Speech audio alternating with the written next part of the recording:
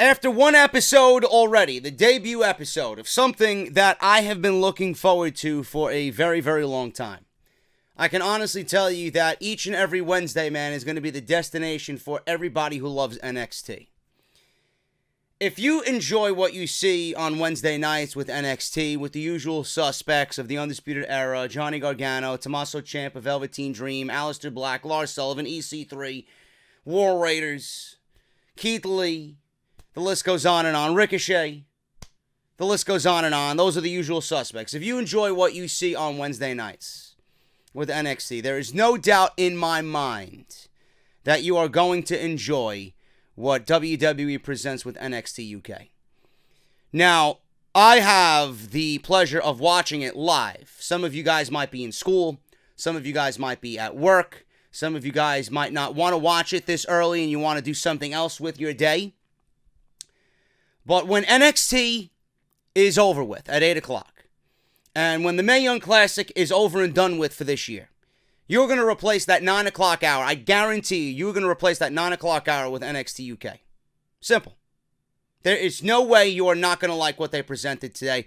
Today was the debut episode in Cambridge from the Cornhouse. Cornhouse. I think it was the Cornhouse. Either way, Titus would have loved being there. In Cambridge, the setup was absolutely beautiful. It was absolutely beautiful. The lighting was great. It was a very intimate atmosphere. It was a much larger crowd than what we are usually prone to seeing in Full Sail University. There was a lot more people. It was just a great ambiance. The crowd was fucking crazy. The crowd was enjoying themselves. And I'm thinking while I'm watching this, I don't want to talk about it because we've talked about it seemingly all week. The Crown Jewel event. If WWE wants to move it, that's the type of atmosphere I want for Crown Jewel. That's the type of atmosphere that I think deserves Shawn Michaels coming out of retirement after 8 years, man. You're going to move Crown Jewel from Saudi Arabia to the United Kingdom. That would be a great plan B if they move Crown Jewel. But right now, WWE has not made mention of it. If they don't move it, the event is still going on, and I mentioned this on Monday and Tuesday. If the event is still going on and WWE does not say anything, we are to assume that it's still taking place in Saudi Arabia. But with the crowd atmosphere in the UK and the crowds and just the liveliness of everything, man, I love that atmosphere when a professional wrestling show is being put on. So they absolutely brought it, and then some tonight with NXT UK. The arena looked great. It was filled to capacity. We had Vic Joseph and Nigel McGuinness doing commentary. Now, I don't know if they were there. I did not see a table. I did not see a commentary booth set up. I honestly think that they did the commentary after the fact because WWE didn't know what was going on with this. I honestly think that they did the commentary after the fact because I did not see them in attendance there. They were introducing the show. They were in front of a green screen with the NXT UK logo. They were, letting you guys know what was going on this evening. And they did a great job, man. Vic Joseph is definitely, outside of Mauro Ranallo, I would say number 2 as far as commentators go. And then Nigel McGuinness, we know his work on 205 Live, and we know his work on NXT. So obviously he would be there handling the duties of NXT UK. So they did a great job as far as commentary goes, man. So I'm loving everything about this so far. It's NXT, but UK. That's all it is. And the reason why I'm going to enjoy this is because it gives me an insight, and it allows me now to learn more about these guys on a week-to-week basis instead of seeing them sporadically maybe pop up on 205 Live or maybe show up on NXT at Full Sail University or at a TakeOver show. So I love the one thing about these shows, and the reason why I love the Mae Young Classic so much is because I get to see new talent that I have not seen before, period, and learn about them and see them and just, I guess, just kind of invest myself in them and watch them grow. So that's the best thing about this NXT UK, because there's going to be a lot of guys presented on this show, a lot of men and women presented on this show that we don't really have an idea of here in the States. And we're going to be open to new talent, which is always an exciting thing. Show started off, man, with Mark Andrews, familiar name, versus Joe Coffey. And coming out of the UK tournament, Joe Coffey was actually one of my picks to win the entire tournament before the last installment of the United Kingdom Championship Tournament. It was either him or Dave Mastiff was my two. Those were my two choices, and just based on their size. Joe Coffey a little bit more thinner than Dave Mastiff, but a lot more athletic. Not saying that Dave Mastiff is not athletic for a guy his size. I was gauging it just on brute size and brute strength. And I thought Joe Coffey would be one of the guys that would be in the finals for the United Kingdom Championship Tournament. So that was the last time that we seen him. He went one-on-one with Mark Andrews here. This was your prototypical, your stereotypical little man versus big man match to open the show. This was a very, very good match. Great way to kick things off here on NXT UK. They exchange back and forth in the middle of the ring, standing switches and wrenching each other's arms before Joe pinned Mark Andrews' shoulders down for a quick 2 count.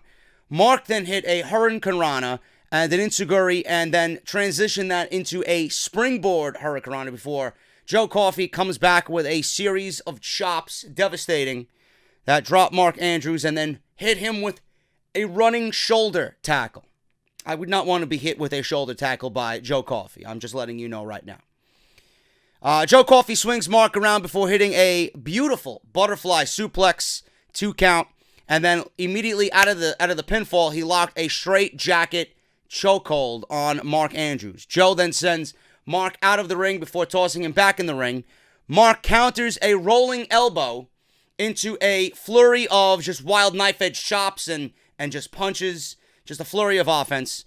Mark Andrews is rocking Joe Coffey. He nails an Enziguri, hits a jumping foot stomp, and then a standing tilt-a-whirl or corkscrew moonsault for a near fall. So Mark Andrews got a nice little flurry of offense in on Joe Coffey, but it was not enough. Joe then takes Mark Andrews, drives him into the corner, and hits a running splash in the corner. Pop-up power slam to follow for a near fall.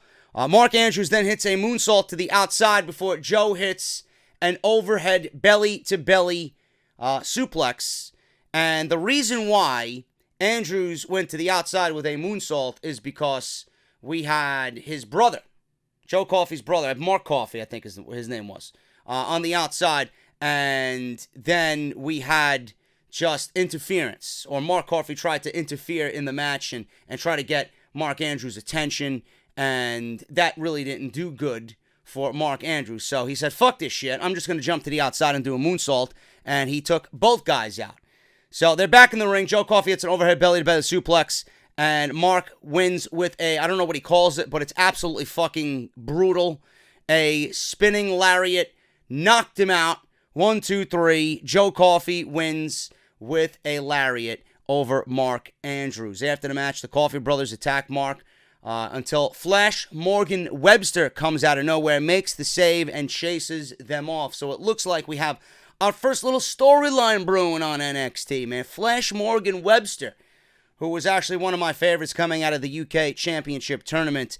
He and Mark Andrews are going to join forces and battle the Coffey brothers here on NXT UK. Mustache Mountain came out, and they had themselves a nice little promo. Crowd went absolutely fucking crazy, chanting Mustache Mountain, NXT UK. They mixed the UK chant with the Marty Scurll chant here at Cambridge, or in Cambridge, at the Cornhouse. But I got the little promo here that Mustache Mountain cut, and it's about the NXT UK Tag Team Division. Now, these guys are claiming that this is their show, this is their brand, this is their division, and rightfully so. And they gave you a good enough reason as to why it is, because they were the NXT Tag Team Champions. They beat the Undisputed Era. They beat Roderick Strong and Kyle O'Reilly at Royal Albert Hall, if you guys remember that. And the Tag Team Championships were already unveiled. If you guys have been watching social media the last couple of weeks, you would have seen last week that Triple H unveiled the NXT UK Tag Team Championships. And my God, if I have a picture of it, if I can find a picture, I will put it in the video for you guys. They are absolutely fucking gorgeous. They may, we say the same thing about the NXT UK, the main title that Pete Dunne has, the UK Championship, the United Kingdom Championship. We've been saying it for the longest, ever since it's been unveiled. That's the nicest title in WWE. These may actually trump the United Kingdom Championship that Pete Dunne is holding. These are absolutely fucking stunning.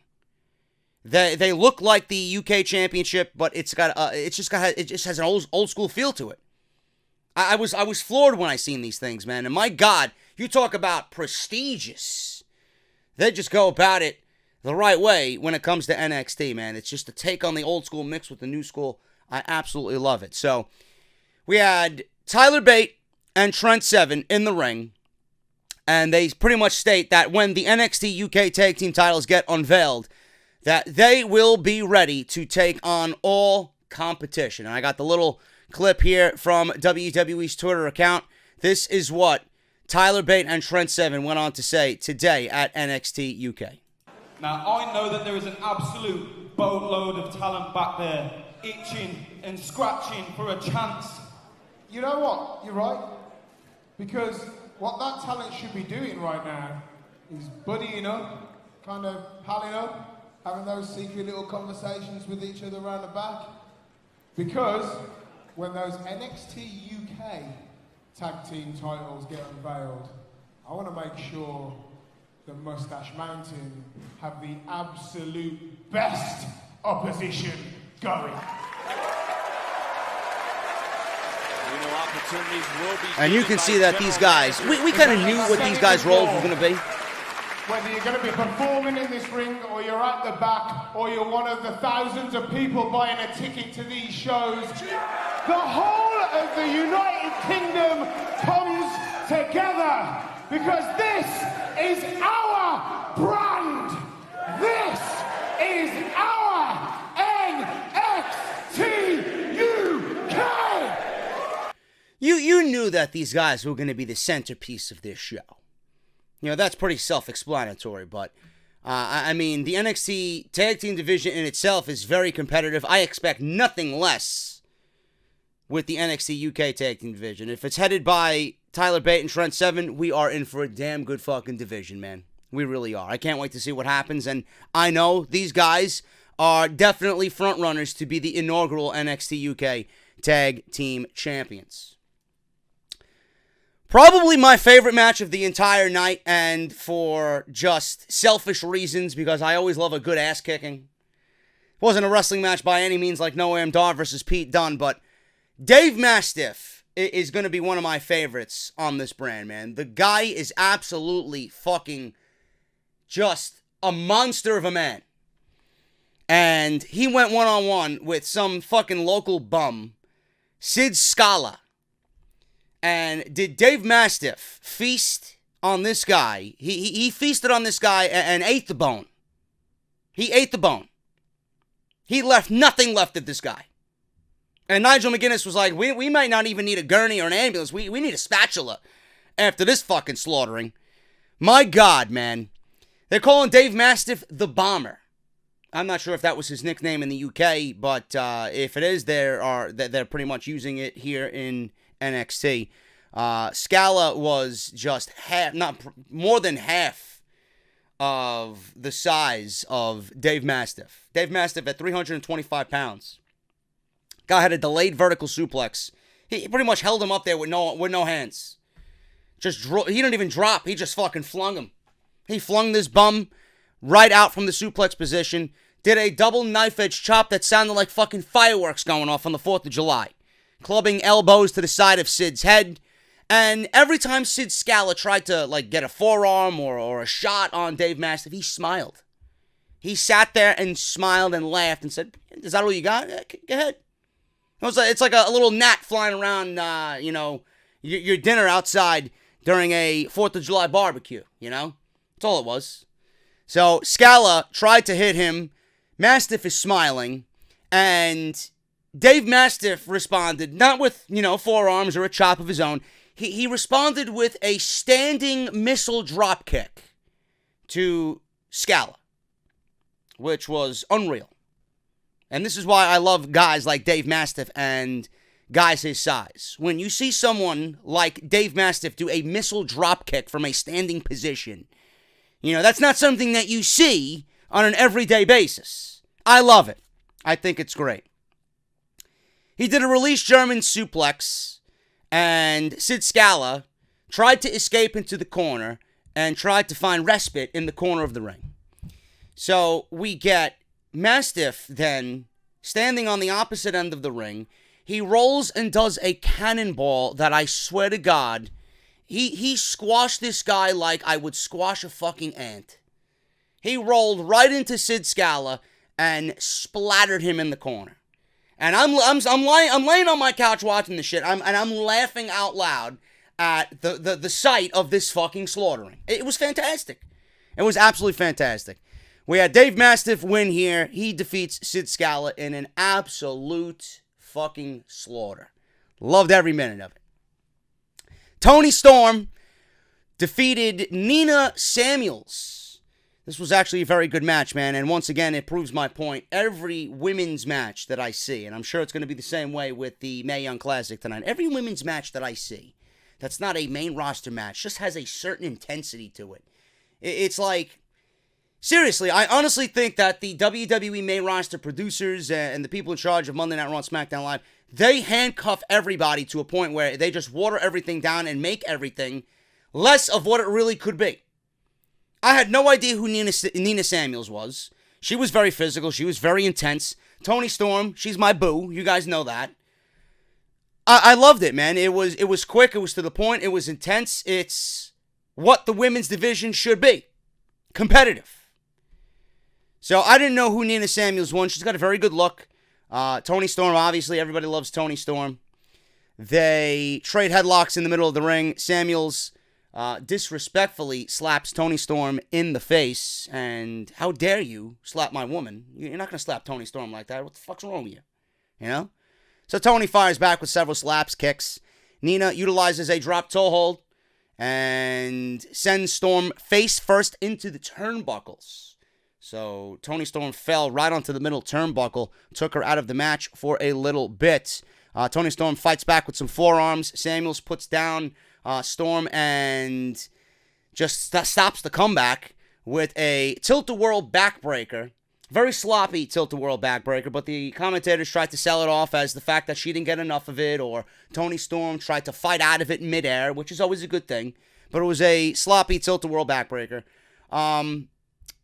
Nina Samuels did a lot more trash talking than anything else. She trash talked Storm, she trash talked the crowd, and Storm recovered. She suplexed, double knees, and the German suplex, by the way. That was the suplex she did. Toni Storm has one of the best looking, if not the best looking German suplex right now in wrestling.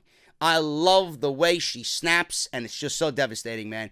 German suplex, double knees, and then she hits Storm Zero. That air raid crash looked absolutely beautiful. Covers Nina Samuels for the win. Toni Storm gets her first victory here on NXT UK.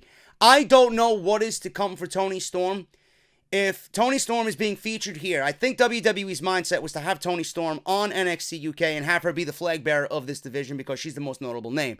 But she is too good to keep on NXT UK. She should be in NXT. And if what I expect happens with the remaining weeks of the Mae Young Classic leading into Evolution, there's no doubt in my mind that Toni Storm is going to be an even bigger star than a lot of the women right now that you see in NXT. And NXT at Full Sail should be her home. And they should build the NXT UK division around somebody else like an Isla Dawn or a Rhea Ripley for now. Rhea Ripley is very young, but she doesn't get the spotlight like Toni Storm gets. She's very good, but she's not a Toni Storm. A Rhea Ripley or an Isla Dawn or a Killer Kelly I'd love to see more of. So those are the types of women that I think WWE needs to give the spotlight to. And it opens up for making new stars. We already know Toni Storm is a star. There's no reason to put her in a division where it's inevitable that you're going to crown her the first NXT UK Women's Champion. I don't want to see that. And I don't think Toni Storm would want to see that for the division either. She's worth so much more, and she's better off being used amongst the regular NXT gals in Full Sail University. That's just me. And if you want to go a step further, I honestly feel if you put Toni Storm on Monday Night Raw or SmackDown Live, just based on what she does, she would be better than everybody on the entire main roster. But I don't want to go that route. I don't even want to think about that nightmare. They probably bury her just like they did Asuka. So I won't even fantasize about Toni Storm reaching the heights of Raw or SmackDown, or the lows rather of Raw and SmackDown just yet. They already announced next week's main event: Tyler Bate versus Wolfgang. That should be good. United Kingdom Championship match, main event: Pete Dunne versus Noam Dar. Now, the reason why this was the main event of the debut episode was because Noam Dar won a fatal 4-way at the NXT UK Championship Tournament. So that's the reason why he is here and getting this title match. They made the introduction, and Johnny Saint was in the middle of the ring. Johnny Saint shook Noam Dar's hand, and then Johnny Saint went to go shake Pete Dunne's hand, and I'm smiling because it was just fucking hilarious. Pete Dunne's facial reactions to this were absolutely hilarious. He actually shakes Johnny Saint's hand, and he shakes Johnny Saint's hand, and he looks at him like, he shakes his hand, like, like he didn't want to shake his hand, but he shook his hand because he's Johnny fucking Saint. And then he's looking at Noam Dar. Noam Dar's over there fixing his hair, right? And then Pete Dunne's like, looking at him like, what the fuck are you doing? Yeah, you can fix your hair all you want. You're going to get a bit of rent at the end of this fucking thing. But this was a great fucking match, man. This was awesome. What a great main event, man. So whatever NXT's got going on tonight, man, they have a very, very difficult task ahead of them to top what Pete Dunne and Noam Dar did here on Wednesday night. Slow beginning. They were just kind of playing each other out, feeling each other out. And Noam Dar does that pinky gesture he does, right? He does that pinky gesture. And Pete Dunne was mocking him, and he offered a handshake, and he didn't return the favor. So after turning Noam Dar inside out with a quick lariat, Pete Dunne works on his fingers, as always. Joint manipulation, like Mauro Ranallo would say. Stomps the knee. Then Noam Dar kicked Dunne's leg out from underneath him. He tried to do that Daniel Bryan run up the turnbuckle flip, but Noam Dar caught him as Pete Dunne tried to go up top, kicked his ankle out from underneath him, and he landed really, really bad, man. If that was a mistimed landing on that, Pete Dunne could have really been hurt. So the way he fell looked absolutely fucking brutal. He then drags Pete Dunne to the apron and targets his arm with some stiff kicks. So we had Noam Dar rolling Dunne back into the ring. He's targeting that ankle, that knee. But Pete Dunne flips him with an X-Plex just to kind of, separate the two. Then he goes after Dar with strikes until the ref forces a break. So the referee got involved and forced Dar and Pete Dunne away from one another. A big flurry leads to a near fall off of a sit-out powerbomb from Pete Dunne. Pete Dunne delivered a beautiful sit-out powerbomb for a near fall. Release Fisherman German suplex in this match, which looked fucking brutal. Noam Dar delivered a release Fisherman suplex on the apron to Pete Dunne. And both men, one was on the opposite side, the other was on the other side, and it came to a 9 count, and both men got back into the ring. So it was like a 9 9/10. And Noam Dar and Pete Dunne barely make the 10 count. So Dar and Dunne meet in the middle of the ring, and Dunne manages to snap the fingers of Noam Dar.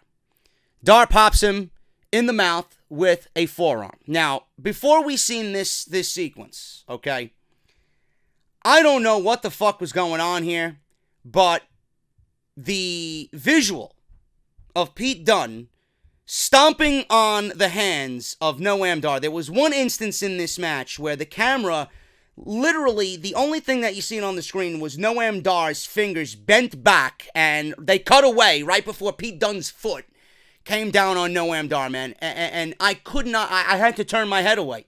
I don't turn my head away often when I watch professional wrestling.